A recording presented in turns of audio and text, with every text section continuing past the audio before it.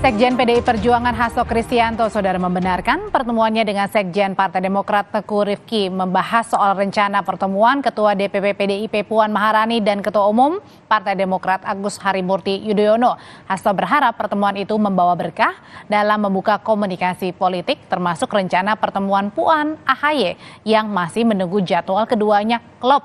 Sementara soal nama AHY yang disebut Puan masuk bacawa pres Ganjar, Hasto bilang PDIP masih mengkaji secara dinamis sejumlah nama untuk mendampingi Ganjar. Kami dialog tentang sistem pemilu, kami dialog menukar pikiran tentang membangun partai itu juga tidak mudah, dan juga rencana pertemuan antara Mbak Puan Maharani dengan Mas AHY. Untuk rencana pertemuan dengan Mbak Puan sama nanti nunggu jadwalnya klop. Apakah ini artinya lampu hijau untuk PDIP semakin mendekati Pak AHY di Pilpres nanti, Mas? Terkait dengan bakal calon wakil presiden untuk menjadi calon wakil presiden yang mendampingi Pak Ganjar Pranowo, itu mekanismenya kan sudah sangat jelas. Di mana kami melakukan kajian-kajian secara dinamis, konstelasinya, elektoralnya, perpaduan kepemimpinannya, tanggung jawab bagi masa depan, perpaduan untuk menyelesaikan masalah rakyat saat ini, sehingga secara empiris sudah terbukti bahwa pada akhirnya nanti akan muncul sosok pemimpin di tunggal yang mendampingi Pak Ganjar Pranowo. Tiga ketua umum partai politik Agus Harimurti Yudhoyono, Muhaimin Iskandar, dan Airlangga Hartarto disebut Puan Maharani masuk radar bakal calon wakil presiden Ganjar Pranowo. Padahal parpol yang ketua umumnya disebut Puan sudah membangun koalisi dengan partai politik lain. Lalu apakah ini strategi menggoyang koalisi sebelah atau justru keinginan dari PDIP membangun koalisi besar? Untuk mengulasnya sore ini sudah bergabung di Kompas Petang ada Ketua DPP PDIP Sukur Nababan dan pakar komunikasi politik Prof. Karim Suryadi. Sore Bapak-Bapak. Sore. Selamat sore Adri. Saya ke Pak Sukur dulu. Pak Sukur, jadi ini setelah nama Mas AHY masuk, kemudian terakhir ada nama Caimin dan juga Pak Airlangga. Jadi ini berdasarkan data survei internal dari PDIP atau upaya menggoyang soliditas koalisi pesaing? Ya, tidak sejauh itulah. Kita tidak ada punya keinginan untuk menggoyang koalisi yang sudah terbangun. Sekretaris Jenderal saya juga kan mengatakan di statement-statement sebelumnya, kita menghormati koalisi-koalisi yang sudah ada.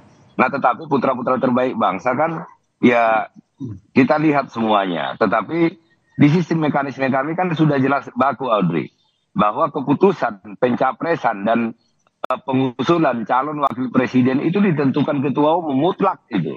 Maka seluruh kader pada saat keputusan sudah dikeluarkan ya harus tegak lurus. Tetapi ya misalnya Audrey juga, kalau misalnya ini kan bisa masuk dalam radar, semua orang bisa masuk dalam radar. Kalau semua orang bisa masuk dalam radar, tapi nama ketua umum parpol yang sudah punya koalisi lain masuk radar, itu pasti kan ada alasannya ya, alasan utamanya Pak Sukur, apa sih? Ya seperti yang saya katakan tadi, masuk dalam radar kan itu sah-sah saja, tetapi keputusan di tangan ketua umum Profesor Dr. Haji Megawati Soekarno Putri kan. Jadi mutlak. Jadi keputusan itu tidak bisa diganggu dan tidak bisa diintervensi oleh siapapun. Pada saat sama seperti keputusan untuk mencalonkan Mas Ganjar kan. Ya Ibu Mega langsung sendirian. Nah, cawapres pun nanti seperti itu. Tetapi apakah nanti Ibu Ketua Umum saya akan mendiskusikan dengan berbagai elemen dan termasuk juga dengan Pak Ganjar, kan tentu itu pasti akan dilakukan. Tetapi keputusan untuk siapa yang mendampingi Pak Ganjar, saya yakin itu mutlak di tangan ketua umum saya. Kalau beberapa nama ketua umum parpolnya disebut, ada nama Mas AHY, Caimin, dan juga Pak Airlangga, Prof. Karim, yang disebutkan oleh Mbak Puan. Ini artinya apa sih yang dilihatnya, Prof? Ya, memang menjadi kebutuhan bagi PDIP untuk berkomunikasi dengan partai, karena dua alasan. Yang pertama, faktanya kalau hanya mengandalkan kerjasama antara PDIP, P3, dan Perindo untuk memenangkan Ganjar Pranowo. Hanura juga udah masuk, Prof. Hanura juga udah masuk, Prof. Ya, nama Hanura itu masih berat karena dia kurang lebih 30% gitu ya. Itu yang pertama, sehingga butuh tambahan amunisi. Yang kedua, sampai hari ini Ganjar Pranowo itu kan masih dikesani PDIP banget gitu ya, belum go public. Nah, untuk menambah itu maka jaringannya harus diluaskan. Nah, saya yakin komunikasi antara PDIP dengan Partai Demokrat itu dalam kerangka seperti itu. Jadi serius ya? Ya, meskipun khusus untuk Partai Demokrat dan PDIP ketika berkomunikasi ada tujuan spesifik. Yang pertama, mencairkan kebekuan yang selama ini bertahan cukup lama. Mungkin satu generasi begitu ya. Sebab kalau saya lihat misalnya selama pemilu berlangsung di Indonesia, belum pernah terjadi kerjasama atau koalisi antara PDIP dengan Partai Demokrat. Nah, yang kedua, PDIP sebagai partai nasionalis terbuka, terbesar, kan tidak elok kalau misalnya terdengar membangun barikade dengan salah satu partai. Padahal secara ideologis di antara dua partai itu tidak berbeda secara diametral. Jadi bolehlah menurut saya ini merupakan revisi, koreksi kemajuan dari apa yang terjadi sebelumnya. Pernah dikatakan bahwa tidak mungkin koalisi dengan Demokrat karena DNA-nya berbeda kan gitu. Dan dalam politik itu bisa terjadi karena apa? Karena menurut saya sekali lagi di Indonesia terminologi ideologis itu kan tidak seketat yang terjadi di misalnya Amerika, hitam putih perbedaannya. Nah, sehingga bahwa kemudian apakah ini goyang-goyang segala macam, menurut saya itu tidak menjadi tujuan utama. Bahwa kemudian kalau sampai akhirnya Demokrat ada yang goyang gitu ya, ketarik terjadi. Kanan, berarti segitu kuatnya ya pesona dari Partai Demokrat oleh PDIP sehingga mau memasukkan Demokrat untuk bisa bergabung tadi ya, untuk memecah tadi tembok yang begitu. Bukan seperti itu, bukan. Kalau nggak yakin kalau Pak Sukur ya silakan. Tidak yakin untuk memecah ya, sekali lagi saya katakan tadi dasarnya adalah kebutuhan elektoral. Untuk menaikkan elektoral. Jika terjadi terpecah itu alamiah. Kenapa? Karena saya yakin sampai hari ini belum ada blok koalisi yang benar-benar matang ya. Jokowi dalam pidato di depan Musra juga katakan begitu, bahkan koalisi masih belum terbentuk, belum selesai.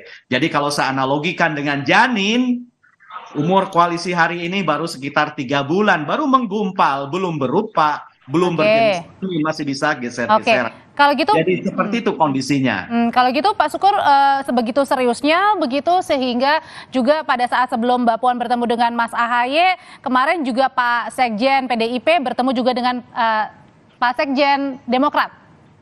Ya kan jelas tadi, saya tertarik satu statementnya Prof. Karim tadi yang mengatakan, ya jangan ada barikade-barikade. Kita ini kan kami PDI Perjuangan kan tidak bisa membangun bangsa ini sendirian. Kita ini kan konsep dasar kita kan gotong royong. Maka kita harus mengajak semua elemen masyarakat. Nah, terkait dengan pencalonan AHY sebagai calon wakil presiden, tadi kan itu kan tidak fokus AHY. Ada 10 orang yang masuk dalam radar. Tetapi saya sudah sampaikan tadi, keputusan itu ada di tangan Ibu Mega, mutlak itu. Nah, mendengar dari elemen-elemen lain termasuk juga nanti berdiskusi dengan Mas Ganjar itu pasti akan dilakukan. Tetapi saya percaya 1000% bahwa Ketua Umum saya tidak bisa diintervensi. Nah, pertemuan antara Sekjen PDI Perjuangan dengan Sekjen Demokrat, nah tentu kan ini bagaimana kita ini bisa menyatukan pikiran, menyatukan tujuan di dalam membuat nanti pileg dan pilpres itu pada tahun 2024 berlangsung dengan aman dan lancar. Pak Sukur, sebenarnya target dari PDIP sendiri untuk menggalang dukungan parpol-parpol lain berapa banyak sih Pak? Untuk memenangkan nama Pak Ganjar? Sebenarnya bukan, kami tidak memiliki target untuk sekian persen. Intinya adalah PDI Perjuangan bisa mengusung calon presiden dan calon wakil presiden sendirian. Nah tentu, tetapi kami akan terbuka jika ada partai-partai politik yang sejalan dengan keputusan kami di dalam misalnya calon presidennya.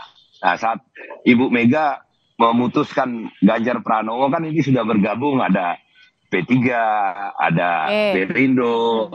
Nah, terus kemudian ada Hanura. Nah, nanti diputuskan cawapresnya, ada lagi yang lain yang gabung, yang merasa bahwa apa yang kami putuskan itu adalah yang terbaik bagi bangsa dan negara. Kami tidak memiliki target untuk sekian persen ini. Kami percaya diri bahwa dengan apa yang kami sampaikan kepada rakyat Indonesia, maka rakyat Indonesia akan memilih apa yang kami calonkan. Oke, kalau gitu Prof. Karim, dengan PDIP yang mau bertemu dengan Demokrat, PDIP yang mau bertemu dengan PKB dan juga Golkar, itu artinya koalisi saat ini yang terbentuk di masing-masing baca pres masih cair, masih mungkin saja terjadi semuanya? Ya, saya bilang tadi koalisi belum matang ya, belum jadi, belum berbentuk, belum berupa, belum jenis kelamin.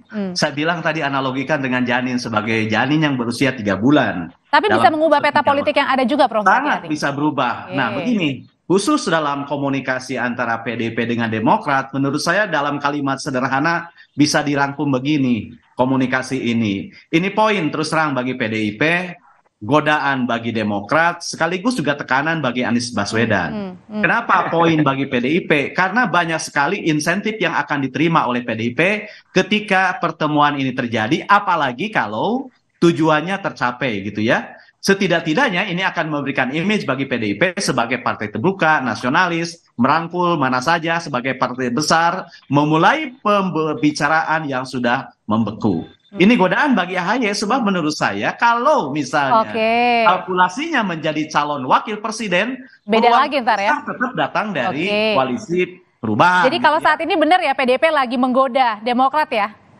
Ya, bukan PDIP-nya menggoda, ini godaan yang akan silakan Pak Sukor. Jadi ini godaan atau saling menggoda ini atau menggoda justru?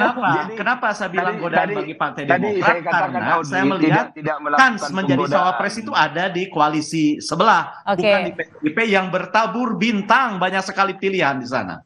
Banyak sekali pilihan. Gitu ya. Oke, kita dengarkan Prof dari Pak Sukor. Silakan Pak.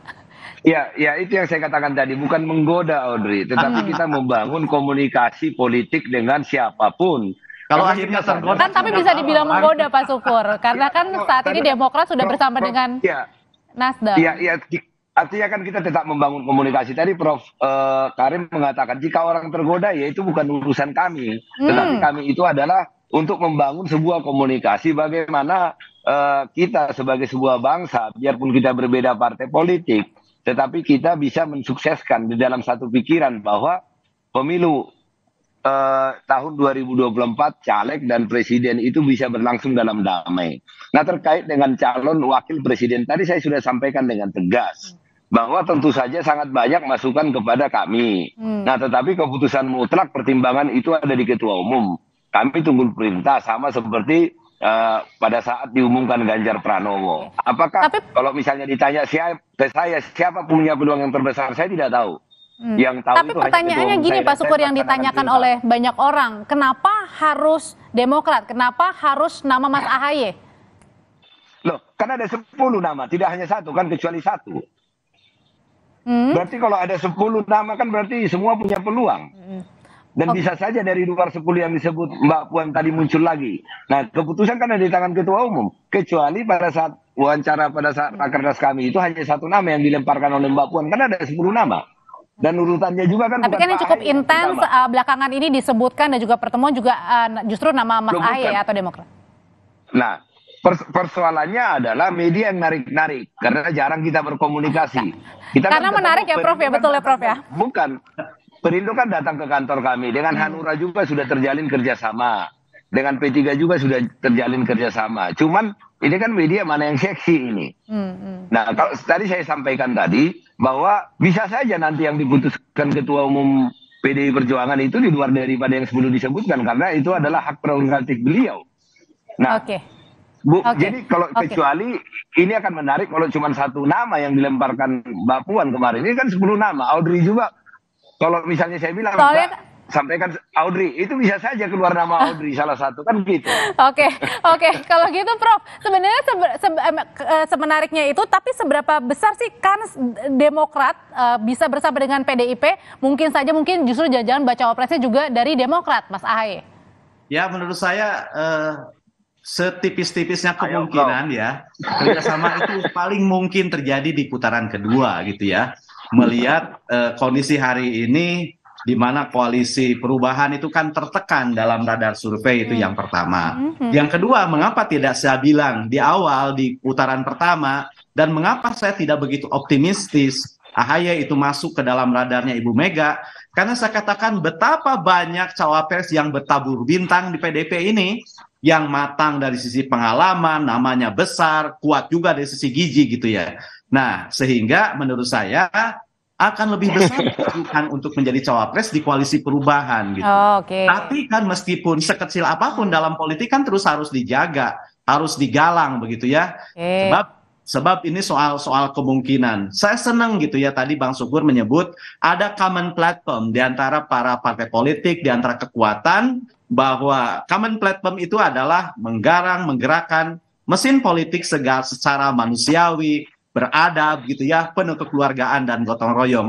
Itu hal penting yang harus kita pegang dan dicatat sore ini. Dan mudah-mudahan itu menjadi landasan bagi kekuatan-kekuatan untuk menggerakkan. Oke, kalau gitu Pak Sukur, bocoran dong Pak. Kira-kira kapan Mbak Puan bertemu dengan Mas AHY? Loh, kan kemarin kan pertemuan antara Pak Hasto dengan Sekretaris Jenderal Demokrat kan sudah disampaikan. Nanti akan mengklokkan waktunya. Kebetulan saya tidak nempel dengan Mbak Puan, saya tidak nempel dengan AHY. Tapi pasti ya itu ya. Jadi, pertemuannya ya? Belum tentu juga. Belum tentu juga. Oke, kalau belum tentu Mbak Puan bertemu. Bukan maksud saya kalau tidak klop waktunya kan nggak bisa ketemu. Oh, yang penting klop dulu ya. Waktunya iya. Jadi kalau misalnya Audrey nanya ke saya, pasti nggak ketemu Bang. Saya bilang ya nggak tahu saya. Ya kalau pas klop waktunya ketemu, tapi kalau tidak pas klop waktunya, misalnya saya janjian dengan kamu Audrey, ya nggak klop waktu kita nggak ketemu. Oke, kalau gitu, kalau masih ditunggu pertemuan antara Mbak Puan dan juga Mas AHY, ataukah mungkin Prof Karim justru yang harus bertemu duluan adalah Ibu Mega dengan Pak SBY untuk mencairkan? Itu agak kurang relevan ya dalam konteks ini. Ya, jadi menyambung pertanyaan tadi, mengapa yang dibidik itu AHY, mengapa Muhaimin Iskandar, mengapa Erlangga? Karena kan yang ingin ditarik bukan personalitinya, bukan person AHY-nya, bukan seorangnya, tapi bagaimana tarikan itu membawa juga gerbong elektoral. Dan kita tahu AHY adalah ikonnya Demokrat saat ini, gitu ya. Itu sama halnya dengan Erlangga, dengan juga yang lain. Jadi menurut saya efek elektoral yang dikejar. Gimana? Terakhir Pak Mahfud juga akan disebut juga itu kan, Prof. Baik. Karena ada 10 nama ya dari Mbak Puan ya. Iya. Baik. Ya itu yang saya bilang, bertabur bintang cawapres di sana, Bang. Baik. Kita tidak hanya bicara partai politik ya, kita bicara figur. Baik. Baik, terima kasih. Terima kasih Pak Sukur Nababan, terima kasih Prof Karim Suryadi sudah bergabung di Kompas Petang sore hari ini. Kita ketemu lagi di lain kesempatan.